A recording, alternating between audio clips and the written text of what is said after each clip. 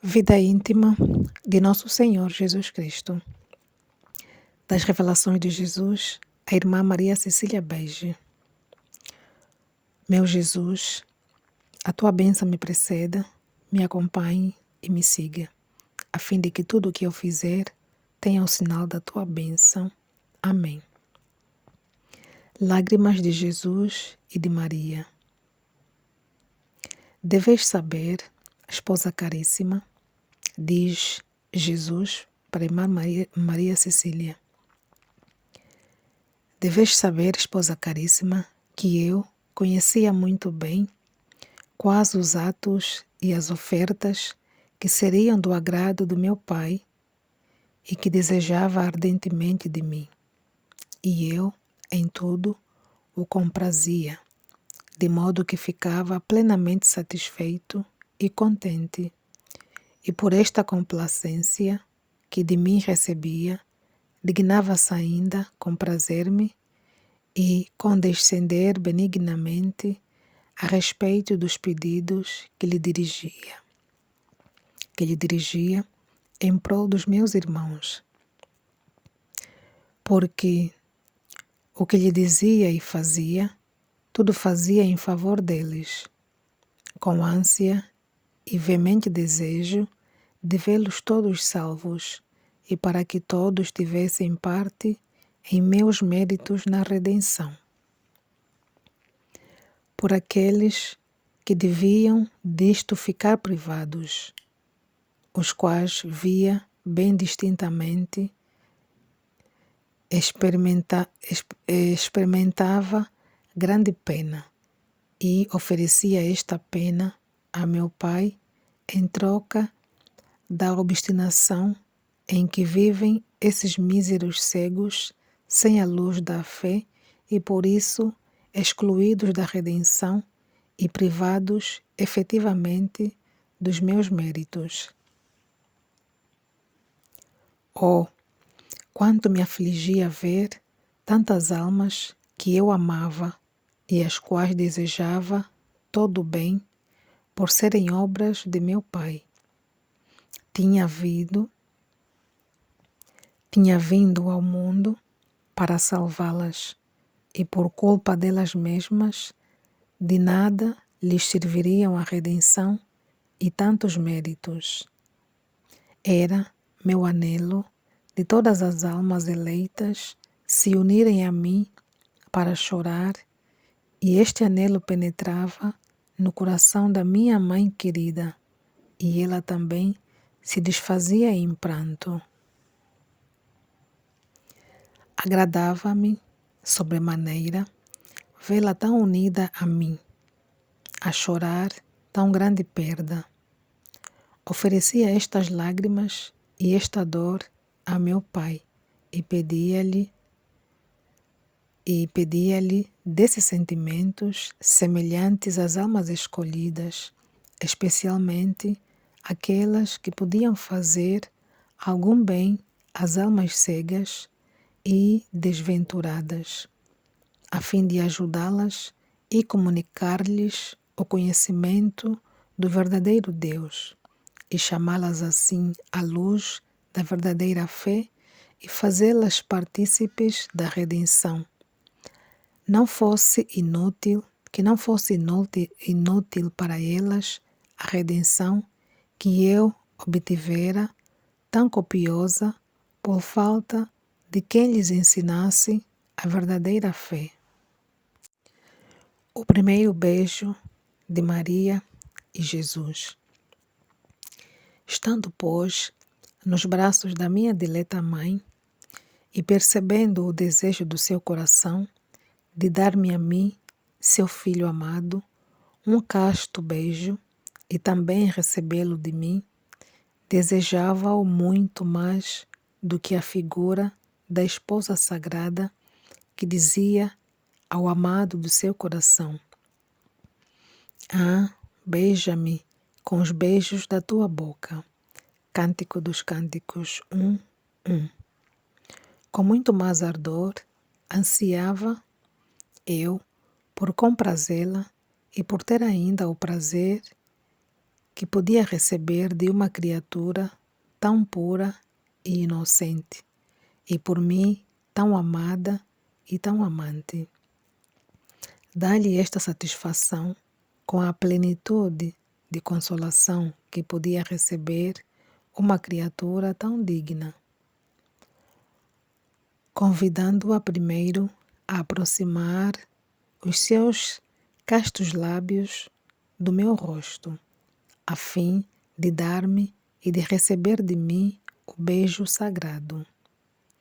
Fiz penetrar este convite amorosamente em seu coração, e como já compreendia a minha voz interior, atendeu logo ao amoroso convite, beijou-me a seu gosto e foi correspondida com tanto amor que, enchendo-a de nova graça, fê-la saborear a doçura do casto beijo.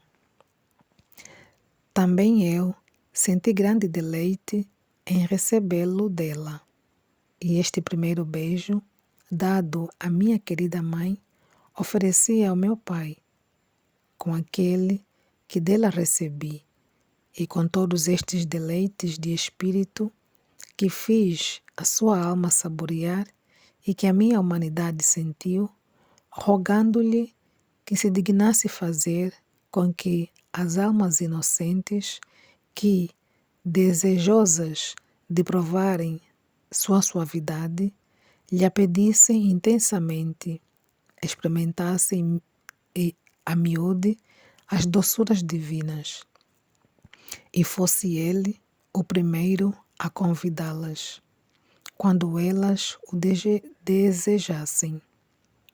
De facto, mostrou-se pronto a fazê-lo, dizendo pela boca do profeta real: provai e vede como o Senhor é bom. Salmo 33, 9. Ao meu pai muito agradou esta oferta e súplica, e condescendeu benignamente a tudo o que lhe pedira, de modo que as almas amantes podem ter o desejo de experimentar a doçura e a suavidade de Deus, porque serão satisfeitas, como de facto o experimenta quem o deseja. Mútua privação. Não se deve julgar, caríssima esposa, que ao experimentarmos tanto eu como a minha querida mãe, tamanho gosto, suavidade e agrado neste ato amoroso de nos beijarmos com recíproco afeto, eu admitisse com frequência este gosto, antes para privar-me de tudo quanto podia causar-me consolação. Abstive-me justamente do que mais me consolava. Raríssimas vezes houve entre nós tais afetos de mútuo amor. Via o ardente desejo da minha dileta mãe, que excitava em mim um desejo mais veemente, não só de comprazê-la, mas de experimentar também eu a doçura dos seus castos beijos. Tal desejo, tão ardente, a tinha mortificado e privado daquilo que anelava, embora fosse perfeito e santo.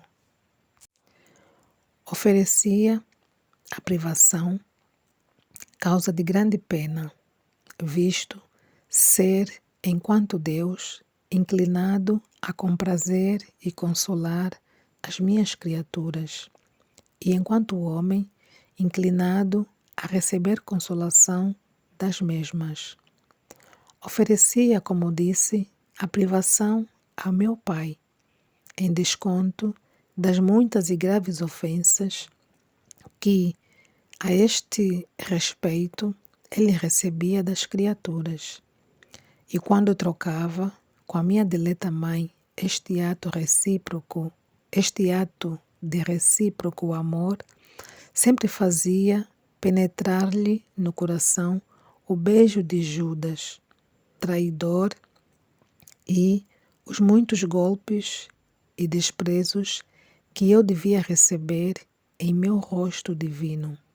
Fazia-o para moderar a doçura e consolação que em tal ação experimentávamos. Ela, pensando nos prazeres de que eu seria alvo, eu, na ingratidão daqueles que me haveriam de menoscabar. Assim, o deleite era acompanhado sempre da amargura dos futuros sofrimentos. Só fazendo aqui uma parte do que eu estou a perceber aqui nessa parte em que Maria e Jesus, não é? Tinham aquele afeto de Maria, poder acariciar o seu bebezinho, né, recém-nascido, né, dar aquele afeto, aquele amor, aquele carinho. De vez em quando ela desejava isso, mas eles se privavam disso, não é? Se privavam disso em desconto das graves ofensas que Jesus poderia receber nesse sentido, através das criaturas, né? Então eles desejavam, Maria desejava muito ter esse carinho, esse afeto e beijar muito o seu pequenino recém-nascido, né? Que mãe é que, a mãe normal aqui da terra, não é? Que mãe é que, ao ter o seu pequenino no colo, né? A crescer, um mesinho, 2 mesinhos, são todos umas fofurinhas, que desejo é que cada mãe não tem, né? De abraçar, de beijar quantas vezes, né? Lhe dá vontade de beijar o seu filhinho. Maria tinha também esse desejo, né? Mas muitas das vezes esse desejo, eles faziam essa mortificação, né? Esse desejo tão ardente que ela tinha de fazer isso, era mortificado, privado, né? Eram privados disso para fazer oferta ao Pai do céu, como Jesus sempre fazia, embora bebê, né? Recém-nascido, era consciente, né? Era o homem-deus ali presente, consciente de tudo, né? Então, em desconto daquilo que ela haveria de sofrer por parte das criaturas, né? Privavam-se desse afeto mútuo entre mãe e filhos para oferecer a Deus em descontos, né? Privavam-se em desconto das ofensas que Jesus poderia vir a receber. E quando Maria queria dar um beijo afetuoso a Jesus, ele colocava no seu coração, né? O beijo de Judas Iscariotes. Quando eles trocavam assim essa carícia, né? Esse beijo respeitoso, né? Ele trazia, como disse aqui, né? Fazia penetrar no coração, Jesus fazia penetrar no coração de Maria o beijo de Judas, né? Que o havia de trair, né? E muitas outras coisas que ele havia de receber, né? Em troca de tão grande bem. Então, Jesus, nessa vida íntima, ele conta os muitos oferecimentos que fez ao Pai, em desconto de todo o mal que nós, criaturas, deveríamos fazer, né? Então, foi assim essa parte que eu entendi e queria, né, poder compartilhar aqui com vocês.